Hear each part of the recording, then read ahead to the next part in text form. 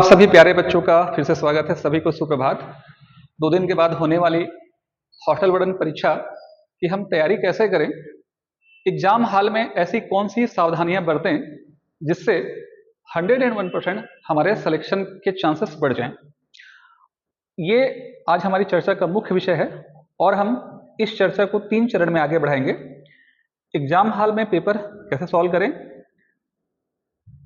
तुक्का किस प्रकार से लगाएं। तुक्का लगाने का मतलब कुछ भी लगाना नहीं है, बल्कि सोच समझ करके ऐसे प्रश्न जिनको बनाए जा सकते हैं उन पर हम चर्चा करेंगे कि कैसे उनको हम क्रैक कर सकते हैं। और तीसरा चरण है वो एक्सपेक्टेड कटअप। अब चूंकि कटअप डिसाइड होता है क्वेश्चन पेपर से, यहां हम ये अनुमान लगा सकते हैं कि कम से कम इतने क्वेश्चन तो आपको या आपसे बनने चाहिए कि हम उस स्वस्थ प्रतियोगिता में शामिल हो सके। आप सभी को पता है कि 6.5 लाख के लगभग फॉर्म भरे गए हैं और सिलेक्शन 300 पदों पर होनी है, जिसमें जनरल ओबीसी पुरुष के लिए लगभग 101 पोस्ट है। मैं मान के चलता हूं कि मैं 101 को टारगेट करके इस चर्चा को आगे बढ़ा रहा हूं। लेकिन आप एक चीज समझ लीजिए, निराश होने की बिल्कुल भी आवश्यकता नहीं है, क्योंकि जनसंख्या अगर बढ़ेगी तो जरूरी नहीं कि विजडम बढ़े। मैं ये नहीं कहना चाह रहा हूं कि आज लोग तैयारी नहीं कर रहे हैं। सूचना के इस दौर में इंटरनेट जब घर घर पहुंच चुका है तो हर व्यक्ति आज तैयारी कर रहा है और कंपटीशन पहले से बहुत ज्यादा बढ़ गया है। इसलिए हम किसी भी व्यक्ति को कमतर ना आके, लेकिन उसके बावजूद सिलेक्शन होने का जो चांसेस है वो मुख्य रूप से 10% के बीच में ही होगा। इस बात को आप समझिए। एग्जाम हाल की इस तैयारी को हम, अगर एग्जाम हाल में हम क्वेश्चन बना रहे हैं तो उसे 3 चरण में हमको सॉल्व करना है। सबसे पहले चरण की अगर हम बात करेंगे तो पहले चरण में तो आप ये समझ लीजिए कि व्यापम की भर्ती परीक्षाओं से अगर भली भांति आप वाकिफ हैं तो आपने देखा होगा कि कम से कम एक क्वेश्चन अगर हम मैथ्स का बनाते हैं तो 2 मिनट लगता है। यानी अगर 25 क्वेश्चन हम अटेम्प्ट करते हैं तो 50 मिनट चला गया, उसे हमको गोला भी लगाना है, पढ़ना है, समझना है, कैलकुलेट करना है और गोला लगाना है। तो एक क्वेश्चन के लिए आप 2 मिनट देंगे।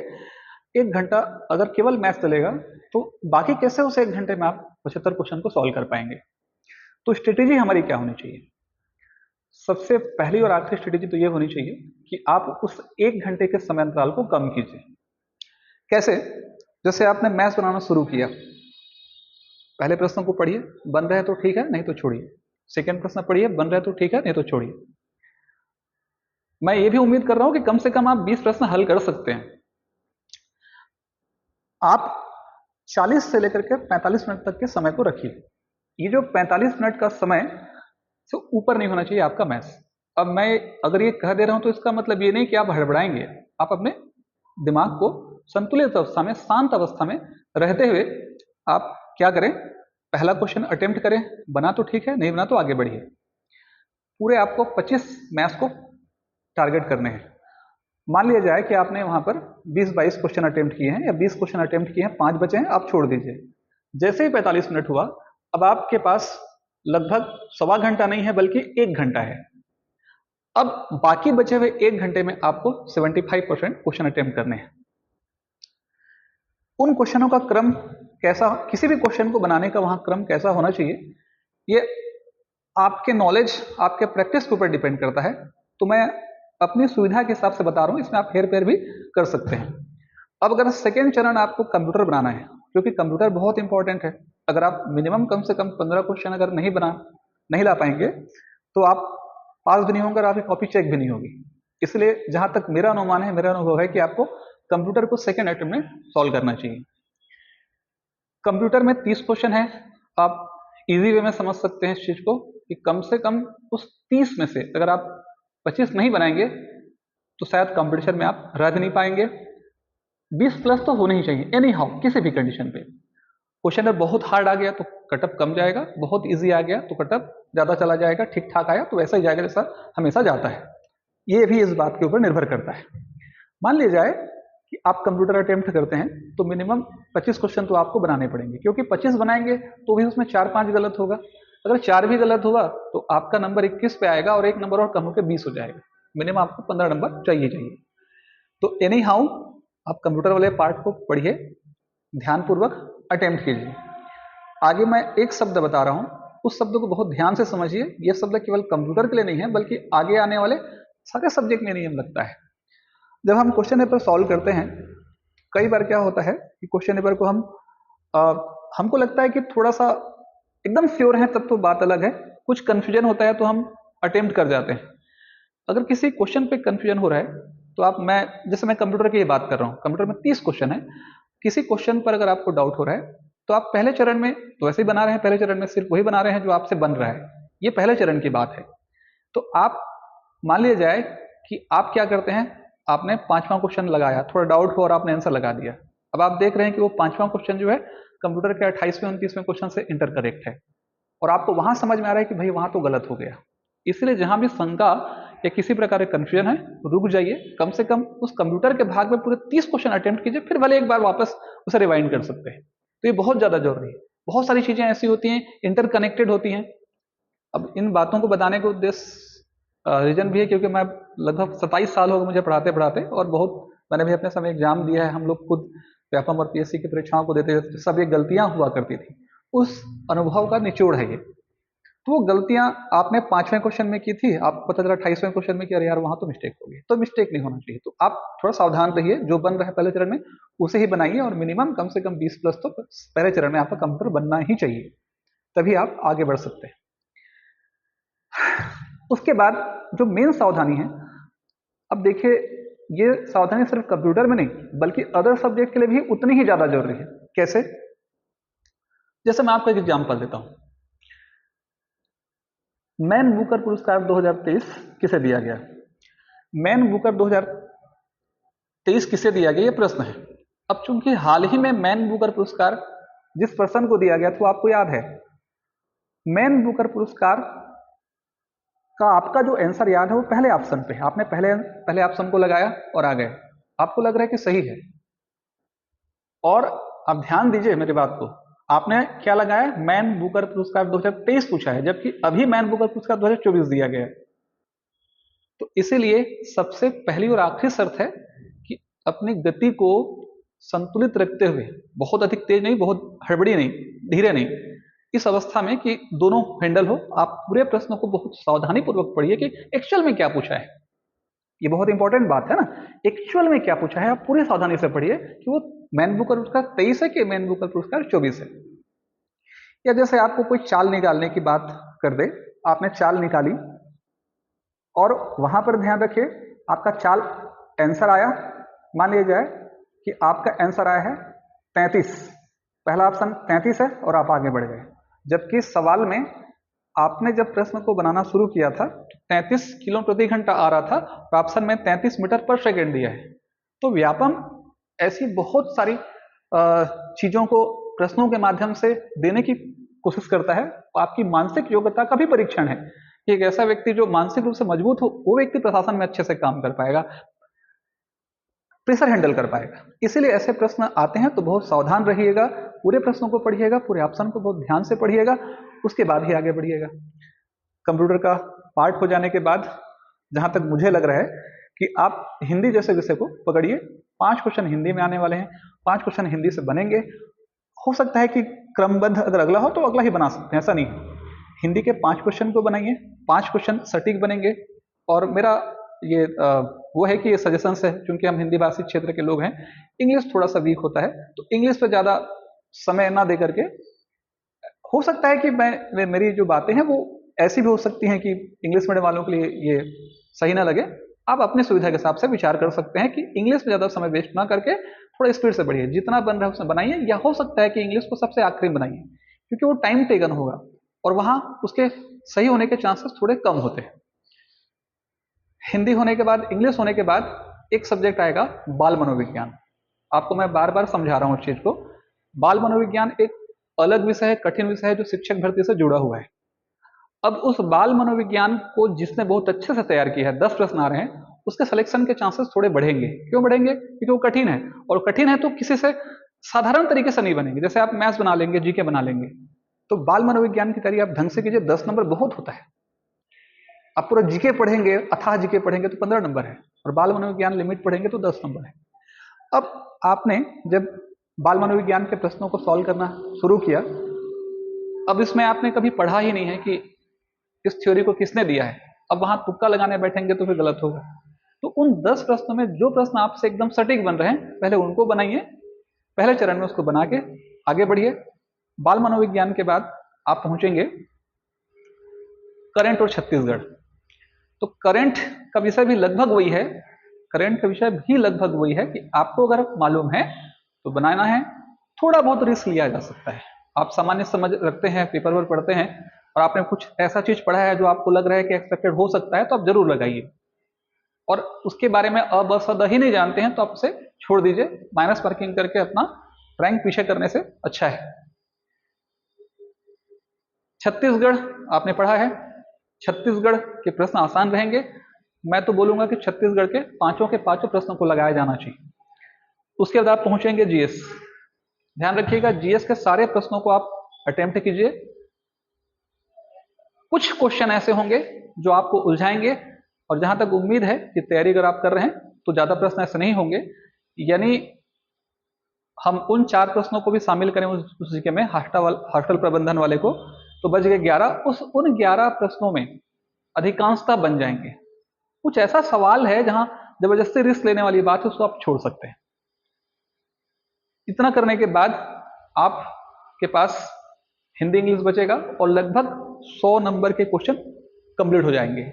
ये हो गया हमारा पहला चरण, यानी पहले चरण में आपको सिर्फ उन्हीं प्रश्नों को अटेम्प्ट करना है जो आपको आते हैं। सेकंड चरण, आप एक ऑब्जर्वेशन कर लीजिए, कैलकुलेशन कर लीजिए कि आपने पहले चरण में कितने क्वेश्चन बनाए। सेकंड चरण आप पहुंचेंगे और सेकंड चरण में पहुंचने के बाद आप क्या करेंगे कि उन प्रश्नों को पहले सॉल्व कीजिए। आप देखिए कि आपके पास टाइम क्या है, और मैंने आपको पहले ही बोला है इस चीज को कि आपको 1 घंटे का समय देना है। 45 मिनट आपने दिया, 1 घंटे आपने इधर दिया, अभी 15 मिनट है। अब जो सेकेंड चरण और थर्ड चरण है, ये इसी 15 मिनट का खेल है, यही आपका सिलेक्शन होगा। उस बचे हुए 15 मिनट में आपको तुरंत डिसाइड करना है कि कौन कौन से प्रश्नों को मैं रिस्क ले सकता हूं, कौन कौन प्रश्नों को मैं बना सकता हूं। आप उन प्रश्नों को जरूर बनाइए, अटेम्प्ट कीजिए। अब उसके बाद फिर देखिए तीसरे चरण में कि आपके पास टाइम कितना बचा।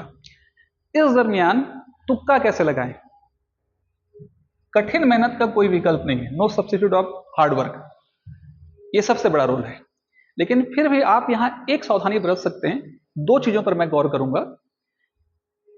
पहला है, इनमें से कोई नहीं। देखिएगा कि आपके पास ऐसे 10 प्रश्न होंगे पूरे एग्जाम हॉल में, जहां कम से कम ऐसे 10 प्रश्न होंगे जहां उसका उत्तर इनमें से कोई नहीं होगा।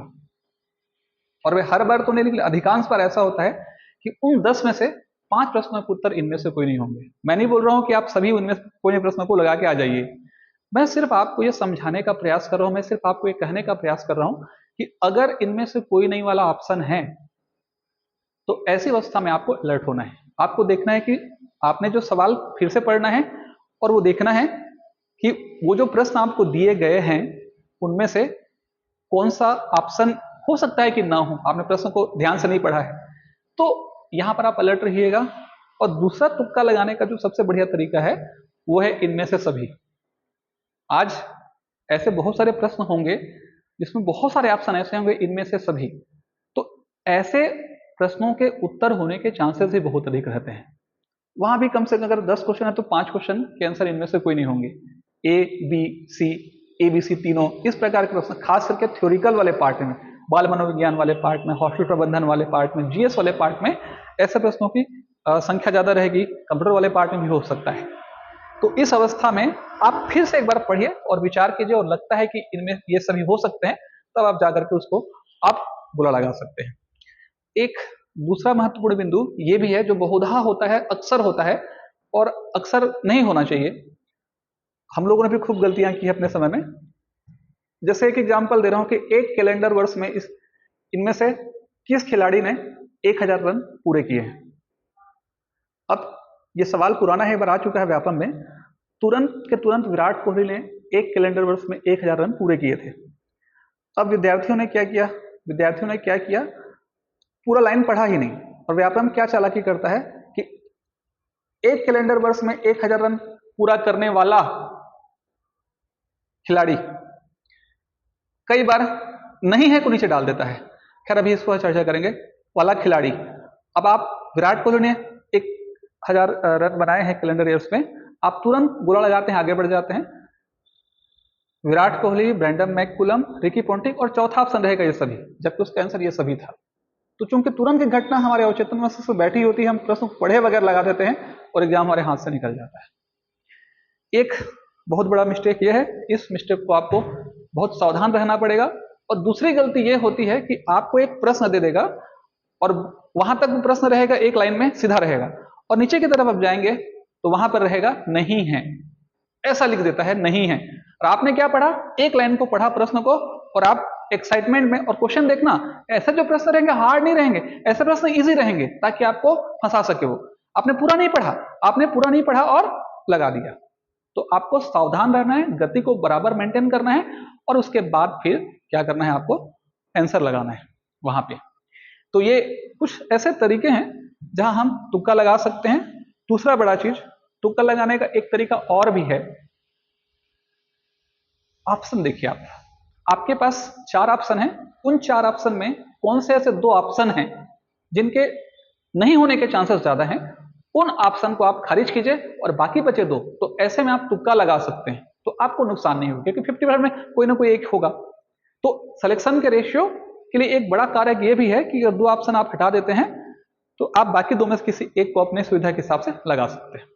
थोड़ा चर्चा कर लेते हैं कि एक्सपेक्टेड कितना तक कटअप जाना चाहिए, कितना आप हम बनाएं कि हम एक सर्विस हमारे हाथों में आ जाए, इसके लिए कम से कम क्या होना चाहिए।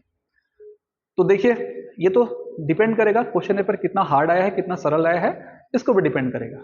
संख्या पे मत जाइए कितने लोग दे रहे हैं, वो मैटर नहीं करता। फिर भी एक मिनिमम, भैया अगर 50, 60, 70 बना के आएंगे, आप 70 बना के आएंगे तो उम्मीद नहीं कर सकते, क्योंकि मिनिमम 20 वहां पर माइनस मार्किंग, 10 है माइनस मार्किंग हुआ तो आपका 60 आया, और 10 का माइनस मार्किंग 2.5, वो चला गया 58। तो आपको कम से कम 80 प्लस बनाने हैं। एकदम सही सही बना रहे हैं तो भी 80 तो कम से कम बनना चाहिए, कि अगर आपने एकदम परफेक्ट जान रहे हैं 80 बनाए और रिस्क ले जाते तो अलग बात है, लेकिन 80 प्लस मेरे अनुमान से कम आप 85 बनाइए। 85 बनाने के बाद ध्यान रखिए इस चीज को, 85 नंबर के क्वेश्चन अटेम्प्ट कीजिए। 85 में अगर आपका सही सही बनाने का प्रयास कीजिए, 85 में भी अगर आपका अगर 10 गलत होता है तो 75 होगा, और 75 में 2.5 नंबर कम करेंगे तो 73 होगा। और कटअप अनुमानतः कितना जाना चाहिए, तो कटअप अगर आप 75 प्लस हैं, 75 नंबर आपका आ जा रहा है, तो आप श्योर मानिए, क्योंकि पदों की संख्या कम है और विद्यार्थी बहुत ज्यादा है एग्जाम देने वाले। फिर भी मिनिमम 70 से लेकर 80 के बीच में ही कटअप जाएगा, 70 से कम तो नहीं होगा, 80 से ऊपर जाएगा नहीं, 80, 82 टॉपर्स लोग का रहेगा, 70, 72, 75 इस आसपास रहेगा। तो ऐसा कैलकुलेट कीजिए कि आपका 70 प्लस ही आए, और बेटर रहेगा कि 75 प्लस आए, तो आपके सिलेक्शन के चांसेस ज्यादा है। क्योंकि अगर आप नॉर्मली अगर कैलकुलेशन करते हैं तो भी आप हर सब्जेक्ट में अगर 2-2, 3-3 नंबर भी अगर आप काटेंगे पीटेंगे, यानी अगर हम मान के चलते हैं कि मैथ्स में हम अपन मान लेते हैं कि 25 में से हमने 22 बनाए, 3 छोड़ा, कंप्यूटर में 27 बनाए, कंप्यूटर में 3 छोड़ा, 3 3 6 हो गया, बाल मनोविज्ञान में 2 छोड़ा, 8 हो गया, यहाँ पर करंट में 1 छोड़ा, छत्तीसगढ़ में 1 छोड़ा, ऐसे करते करते ऐसे जाएंगे तो भी 15 क्वेश्चन वहां कम हो रहे हैं। तो इसीलिए 80 से 85 क्वेश्चन कम से कम आपके सही सही होने चाहिए, तब जाकर के वो 70-75 में आएगा और एक उम्मीद बनेगी। उम्मीद करता हूं कि सभी आप इस चर्चा का लाभ उठाएंगे। और लास्ट एंड लिस्ट, मैं आपको अभी भी बोल रहा हूं, आप निश्चिंत रहिए, प्रसन्न मन से तैयारी कीजिए। अगर किसी व्यक्ति की तैयारी नहीं भी हुई है, थोड़ी कम भी हुई तो भी कोई दिक्कत नहीं, फिर 2 दिन है, भरपूर पढ़िए, आराम से मन लगा के पढ़िए, आपका सिलेक्शन होगा। हर्षित मन से कोई भी काम करेंगे, खुश होकर कोई भी काम करेंगे तो वो फलदायक होता है, पहला बात। दूसरा बात, दूसरों से तुलना बिल्कुल नहीं करेंगे। परीक्षा हाल में जब जाएंगे तो किसी से नहीं पूछेंगे तेरा कितना बना, तेरा हो जाएगा, तो यहाँ कोचिंग करता है, ये सब बेकार की बात है। हीरो वही है जो ऑन द स्पॉट उड़ा ले गया। मैंने ऐसे विद्यार्थियों को भी देखा है जो 15 दिन तैयारी करके टॉप कर जाते हैं। मैं ये नहीं कह रहा हूं, इससे जो मेहनत करने वाले हैं उनको कमतर आंकने की कोशिश नहीं कर रहा हूं, लेकिन फिर भी ध्यान रखिएगा कि आप अगर स्मार्ट तरीके से क्वालिटी वाइज अगर तैयारी करते हैं तो कम समय में भी एग्जाम जरूर निकाला जा सकता है। दूसरा महत्वपूर्ण बिंदु, लास्ट चीज ये समझ लीजिए, वीडियो लंबा हो रहा है, किसी भी दृष्टिकोण में सारा कैलकुलेशन, सारा काम आपके माइंड का है। तो इसीलिए रात को 2 बजे 3 बजे तक पढ़ने की आवश्यकता नहीं है। मिनिमम कम से कम 7 घंटे की नींद आप जरूर लीजिए। तनाव बिल्कुल नहीं लेना है। और कोई बहुत बड़ा चीज नहीं है, अगर एग्जाम नहीं भी निकला तो नेक्स्ट एग्जाम आपका इंतजार जरूर करेगा। आप प्रयास कीजिए। अगर हम सही दिशा में अगर प्रयास करते हैं, मेहनत करते हैं, तो असफलता नहीं कहलाती, विफलता कहलाती है। आपने तीर चलाया, अगर वो निशाने पर नहीं लग पाया तो आप असफल नहीं हुए, आप विफल हुए। फिर उठेंगे, फिर भिड़ेंगे, फिर लड़ेंगे। सभी को हॉस्टल वन की शुभकामनाएं। खूब अच्छे से बनाइए।